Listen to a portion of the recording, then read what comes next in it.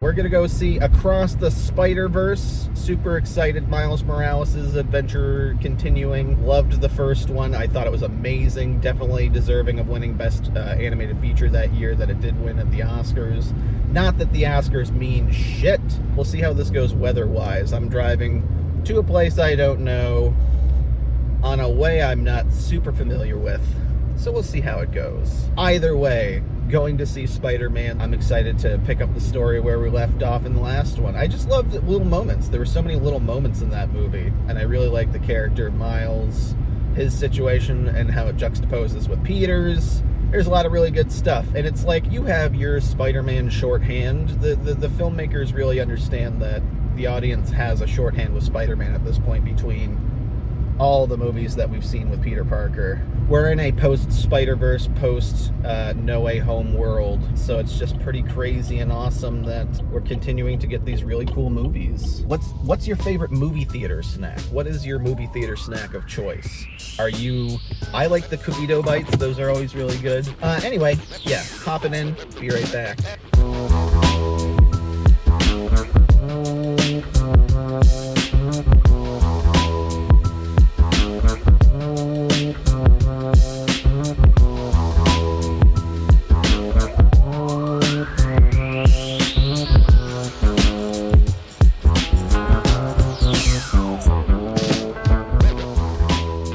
The sun decides to grace us just as I arrive at the movie theater. I have made it. I like to be in the theater half an hour before the movie starts. Is that weird? Am I a little weird for doing that? Probably. Kind of even on point with the bagels here. Bagel, that was one of my favorite jokes in the first Spider-Verse. Just visual gags. Anyway, next time I see you, I will be a changed person. I've heard a lot of really good things about this movie. Same thing with the Flash movie coming up, which I will also be doing a review on. I hope it lives up to the hype. Sometimes people, really hype up a movie for me, and I'm like, ooh, that sounds good. And then I go see it, and I'm like, oh, it was okay. It was okay. All right. See you when we get out of the movie. Oh, yeah, I got Reese's. I got Reese's Pieces. I'm gonna stick them up my butt. We got a nice little pavilion here. Very walkable. Lots of little shops. No immediate parking for the movie theater. I mean, it seems like it's over there. But what a lovely little area.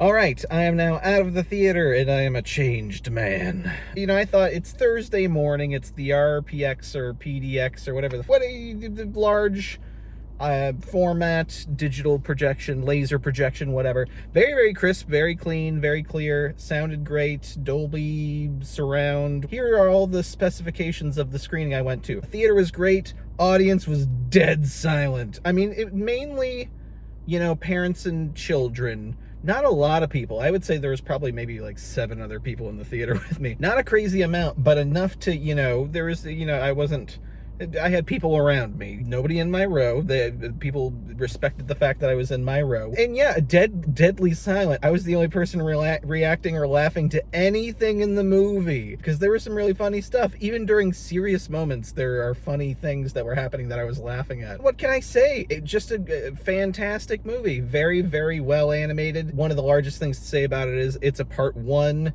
It doesn't have an ending, which can be kind of frustrating, especially when it's gearing up towards a really, interesting thing. There is a movie in and of itself, to a certain degree, but I think that one of the characters really has to say, in order to make it feel like a full story, had to literally say, I went through a thing and I'm stronger because of it now, but now it's a new thing, which, it was a cool setup for the next movie. But here, let's talk about the movie in and of itself. No spoilers. I mean, there really isn't too much you can spoil about this movie, I would say. It's more like an adventure. It feels like an Infinity War, right? It feels like one of those movies where it's like, okay, we're setting up the pieces, we're gunning, and we're really kind of hopping off of what the previous iterations, or in this case, one movie, set up and established. So for all those reasons, I ate the entire pack of Reese's. Just a kaleidoscope of color and characters and just, oh, it's the best. Just a feast for the eyes, really. Any scene, any Gwen Stacy scene where she's with her father, goodness gracious, I wanted to just bawl my eyes out first off. But I mean, the screen is literally weeping. The colors are changing and reflecting the emotions of the moment. And it's, you know, it's very on the nose, but I don't mind it because it's like, it's just so honest and earnest and they're playing the emotions of the characters, and it's just such a good, fun ride. And my goodness, I teared up multiple times during the movie because I'm a big old sap, especially when it comes to family, and it's all about family. You know, it's all about family. God damn it. Can't talk about a movie about family without mentioning Vin.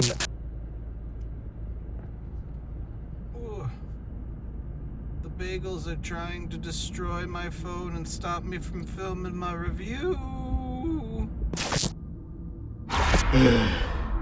Wait a second.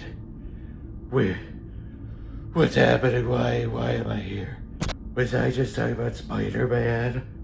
Wait, was that me? Whoa, hey, hi.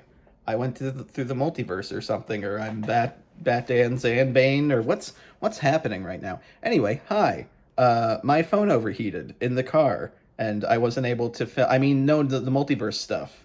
That's what happened. So now, it's Flash time. It's the day the Flash is coming out, and Liz and I are going to go see the Flash. And so now you get a multiverse extravaganza double feature, Batman laden Spider-Man double feature. Man, what a treat for you, right? I'm playing around with my new little toy. Well, I mean, this isn't a new toy, but see that? It's a little stabilizer. Got a little stabilizer. I don't have the steadiest of hands. I'm not the steadiest teddy around. That's my friend Teddy Bear over here. Hello, how are you doing? I'm Steady Teddy. You're a loser. I love you too. I got this last year, but I haven't really been able to play around with it in any sort of significant fashion. But I'll be using this for, you know, if I'm going out and about doing some vlogging stuff. So I'll give you more of my thoughts, my roundabout thoughts on Spider-Man in the car on the way to go see the Flash. And we're going back in. We're going back into where we started, huh? Okay, that's very close. Oh my, that's too close. Holy shit, yeah. That just looks... I can't believe Christopher Nolan would do Oppenheimer explosion right outside Wilmington just to... Looks like cauliflower. We're so lucky to be able to witness Oppenheimer's... Man, look at the hawk. Do you see that hawk flying down there at the bottom? Yeah. That definitely looks like a fire. Anyway, all right, there's a fire. We're driving towards a fire. That's fun. So Spider-Man, Liz. I'm gonna talk a little bit about my thoughts about Spider-Man Across the Spider-Verse while you film me. Does that sound fun? sure. I love the dynamic between Gwen Stacy and Miles that they had. Peter was in there though. Very, very good dynamic between the two. I like that they shared this story a bit more in this one comparative to the last one, because Gwen, I mean, you saw the first one, Liz. Gwen was not a main character, but she was certainly a character that had a through line. Yes. That's something I appreciate about those movies. Even if it's a Spider-Man that isn't on the screen for very long, you get a feel of their story and their character pretty quickly. Spider-Punk, I don't know if I talked about that before my phone shut off before, but Spider-Punk, played by Daniel Kaluuya, who I did not know who that was. Do you remember Daniel Kaluuya is the guy from Black Mirror and Get Out, and the main guy from Get Out. I got you. Yeah, that guy. He's Spider-Punk, so he's like super anarchist and fight the power kind of guy. Just very punk band inspired look, and super cool. He's kind of one of those side characters that comes in and goes out, but makes a really good impact on the story and the vibe of the whole thing. And what a good movie. We're going into hell, Liz. Here we go. Look at it. That's happening right now. Because the Flash, is the Flash involved? We're approaching Mordor currently. It's a little red at the bottom. It is a little red at the bottom. And it's like blue and red and purple and... I can't tell you what that is. I'm going to do the interior air Just in case. Well, anyway, we're going towards a chemical fire. We didn't really look at... I mean, I didn't know... I knew there was a storm coming, but I didn't know there was the apocalypse approaching. This is what the Flash did. So yeah, I really, really highly recommend it. Go see it if you haven't seen it in the theater, because my goodness, that experience at the theater was really great. I'm very excited to see The Flash tonight at the same theater. So hell yeah, kick ass. Let's go see The Flash. Kick ass, take names, be Spider-Man. All right, we're at the theater. We have arrived. We're gonna go explore around a little bit, because when I came here, I walked around a little bit. Right, Liz? You weren't here. But I wasn't. No. You weren't here. But we're gonna go walk around, right. Explore, maybe grab a bite to eat, or we'll figure it out. The Batman. Hey, I'm wearing the Batman shirt in honor of. You're wearing your DC shirt just because you're always wearing that same DC shirt. Anytime I ever do a video with you, you're always wearing that shirt. I'm Dan. This is Liz. Hi. Oh my goodness! Look at us. I kind of don't look any different, but I was wearing a Batman shirt. You were wearing a DC shirt. I'm wearing the same shirt. You're wearing the same exact shirt. Well, that's very apt because again, we're going to see a DC movie. See, I thought ahead. Early on in our relationship, or not even before we even had a relationship, we were exchanging back and forth, and you mixed up the DC and the Marvel universe, and sometimes you accidentally land on the correct universe. Sometimes you land on the correct universe. The day they do a Marvel crossover with DC, I'll get it right. Is the day you can't be wrong. Exactly. You excited for Flash? Are you excited for the multiverse madness? I'm excited for Michael Keaton. That's about it. Hell yeah. Nothing else. I am too, Liz. As soon as Michael Keaton's on the screen, I'll go, okay, I can leave the movie now. It's 3 hours. Michael Keaton, the sun's on it. Michael Keaton, Batman logo. Doodly-doo. Doop. But yeah, I'm very excited. We'll see how this goes. Hopefully my phone doesn't die. Woo!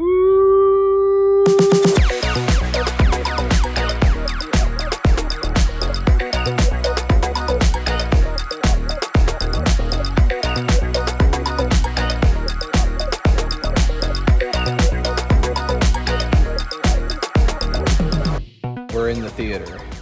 There's nobody here because we are here like about almost an hour beforehand. Well, we walked around and there wasn't anything too crazy. Everything was closed for the most part because it's all like breakfast and lunch places. So we're sitting waiting. We got our goodies. I got a frozen Coke and some tendies. Tendies look okay. They look a step above microwaved. How's your pizza looking? That's the good stuff. It looks like a DiGiorno that I would buy at home. My goodness, tasty pizza and theater food. We got some M&Ms. M&Ms. We have, I have to cover all the bases of the stuff we got. So we have quite some time before. It's a half an hour before the movie starts when the little pre-thing goes. We got the prime seats. I'm pretty happy with getting here so early because I was afraid that there would be some diehards coming.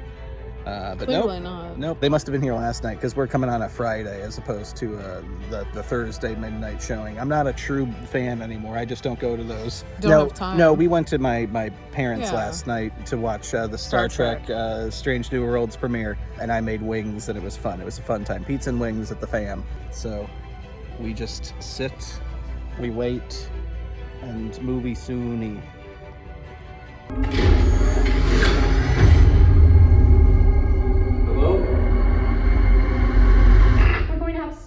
Fun together.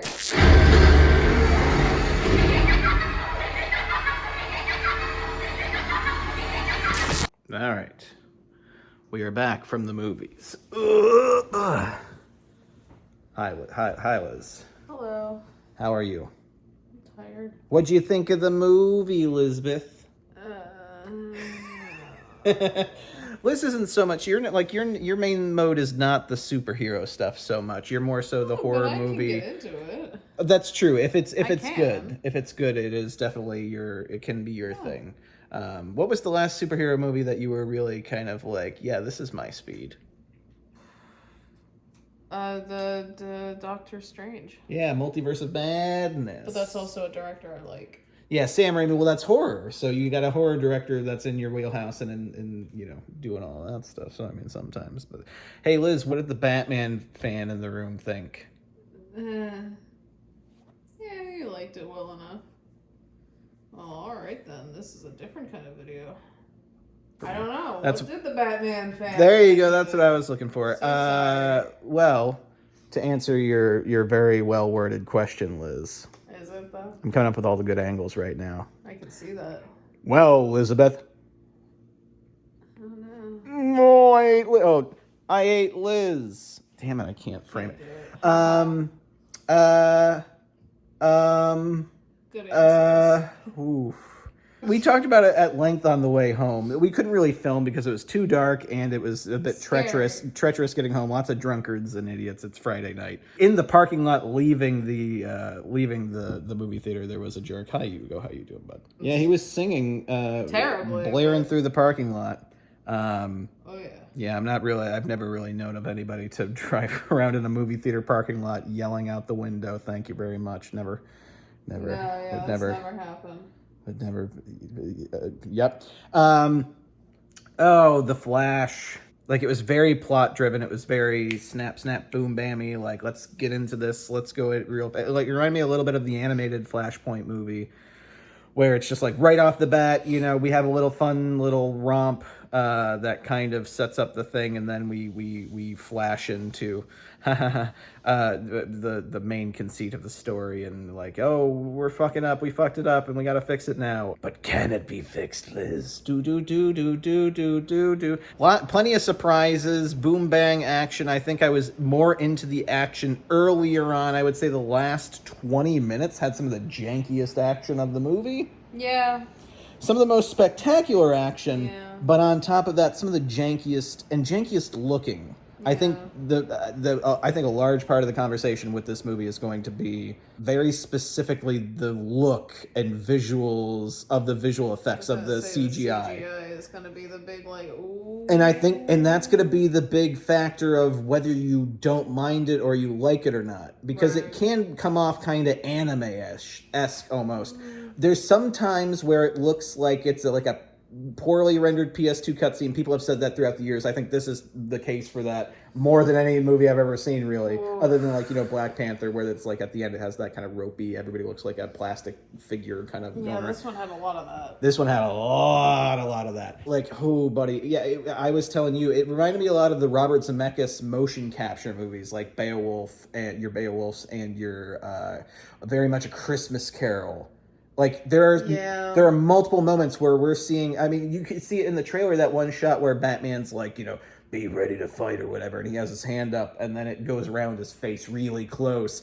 Like, that's probably the best that looks during that movie or during the thing, but there's shots that look like that, but like it was like first draft that. Yeah. Especially towards the end. I don't know. Yeah. I wasn't walking out of it going, man, that was great. When I was going into it going, Michael Keaton, and then I was just like, oh, Michael Keaton. And like he was really good. He was probably the best part of it, or one of the best parts of it. Lackluster too at a certain point, where it's like, oh, okay. I think your mileage will vary if you, depending on how much you are interested in Ezra Miller, talking to Ezra Miller a lot of the time. And screaming at himself as well. Screaming at himself. But also if, like, since there's two of them, and, like, we've seen at this point plenty of media that is two of the same actor talking to themselves. Parent Trap. You know, classic example, done very well, nearly seamless. Sometimes it's like, how did they do it? I honestly, are we talking about the Lindsay Lohan one? Yes. Because I legitimately, as a kid, walked through life thinking you thought they were twins. I didn't know at all that they were not. Yeah. Like, there was only one Lindsay Lohan. I always thought there was two. And there is only one Lindsay Lohan. Thank you very much. Okay. You know, it's been done. Star Trek has done it many times. You just get the person stand on the other side of the camera, And, you know, occasionally do a thing where you shoot it twice with the same actor, maybe with a motion-controlled camera or whatever. And, you know, a lot of the time it's like, oh, man, how'd they do that? The Prestige, that shot where it's the two Hugh Jackmans and it's circling around. How'd they do that? It's so seamless. It's so crazy. A lot of it's the editing and stuff like that. This one, I immediately knew how they did it because it's Ezra Miller and Ezra Miller's stand-in running around, and they just CGI'd Ezra Miller's head onto the stand-in. And it looks terrible. The entire movie, it's varying levels of successfully done. The eyes are never looking in the right direction. No. The eyes are always never like just Beowulf go. I'm eyes. sorry to. It's the stupid fucking Chip and Dale's movie thing where it was the. Can't tell where he's looking. He's got those Beowulf eyes. I'm sorry to ruin the movie for you potentially. This is like Henry Cavill when he had his mustache done, except for the entire face is the mustache, with the hair, mustacheless lips. Yeah, one of the Ezra Millers has a big CGI Ezra Miller mask on. And it's just kind of walking around going, oh yeah, what's going on over there? like it's like LA Noire. It's like they use the machine Noir. from LA Noire for everybody throughout the movie. At one point, every single character throughout that movie at some point is done like that. Yeah. And it just looks so gross. I don't like it. And like, yeah, it just looks like a CGI layer. It's almost like, I keep saying it. It's an unfinished. It needs five more passes on the effects. It throws you out of the movie very quickly. For me, again, mileage may vary. Personally, for me, it threw me out of the movie. I was like, what is happening right now? And I hate that that's becoming my dominating thing. But the last 20-30 minutes really leans into it, so it really creates this like it's the lingering thought in my mind. It has kind of overridden a lot of the movie for me, but there's some good Batman stuff in there for as much Batman as there is in this movie. And there's everything Batman in this movie, and I mean everything DC really. It's such an encapsulating movie for DC, and it's Flash's first movie. Like, this isn't Flash's movie. I mean, it is. It very much is. He is at the core narrative. That's why it's 2 hours and 45 minutes long, is because an hour and a half of this movie is about a Flash movie, kind of. Like, it's just a purely Flash movie, but the other extra stuff is something else. Is, you know, and then we're dedicating this scene to Batman doing some action, and it all is Flash and stuff, and it's goofy, and it's goofy and it's fun. It really is like a all over the place experience. Yeah. But it's so uneven. It feels a lot like Shazam. There were elements of Shazam, the newer Shazam, in there. Where it just doesn't quite have its footing. James Gunn, the current head, one of the co-head of DC, creator of the Guardians of the Galaxy movies, he said this was one of the best superhero movies ever, and I can see why he says that. I was kind of watching it through the lens of like, what was he seeing when he was watching it, and especially as I was going along, it wasn't like I was watching it. I'm like, man, he's right. I was just kind of thinking, man, what a salesman. He really got me. Really, I don't know if he really believes that, or if he's a really good salesman, or he really does believe that. Because I think the baby stuff, like him saving the babies, like I think that's right up James Gunn's alley. Like I think that's his kind of humor. Stop laughing, and that was funny, but that was the first nod of what the CGI was going to be the entire time. The CGI which was bad. Yeah, which it was, but I was like, okay, but it's babies, and I think they didn't want it to be too realistic. Like these babies are all gonna die and be in trouble. But it was always portrayed very cartoonishly. And a very, like there was no real danger because the babies were all laughing, and the lady was just like, oh, she wasn't like, ah, and the dog, the dog, oh man.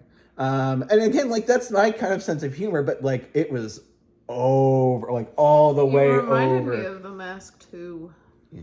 Oh yeah.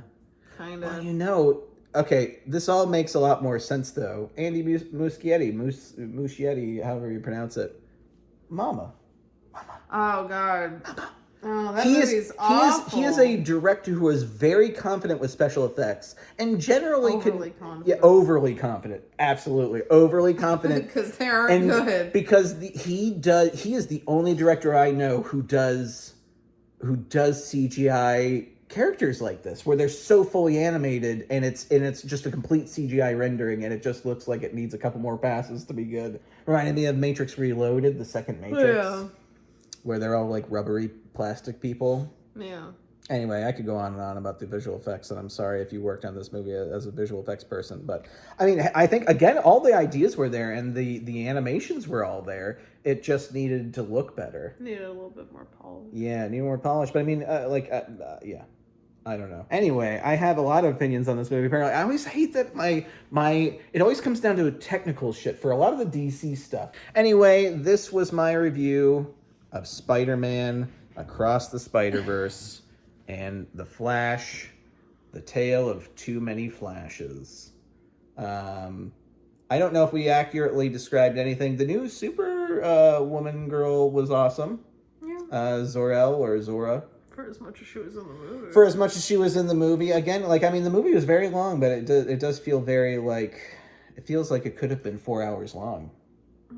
I think there probably is a 4-hour cut of this movie. Not that it's good and should be 4 hours. I'm just saying, feels like they cut out a lot despite it being so long. It felt like a set of vignettes. Yeah. Like, here's this moment, and then here's this moment. Yeah. Oh, remember her? Remember him? No? No, I don't. I remember. And I remember to hit like and subscribe on every video that I ever watch. I actually do that. And I do say do often. All right. Thank you, everybody, for joining my Multiverse of Madness review or whatever the fuck this is. Hey, Doctor Strange was pretty good. It was okay. That was also where it was just like, what is... These multiverse movies outside of Spider-Verse. A little too much. I don't know, Everything Everywhere All at Once and Spider-Verse, I think, are the only two that, really kind of got the closest to doing Understanding the point. Doing something pretty good, yeah, with the multiverse conceit. Yeah. This one had some good stuff. I think the idea was all right, but... Sure. These tweets.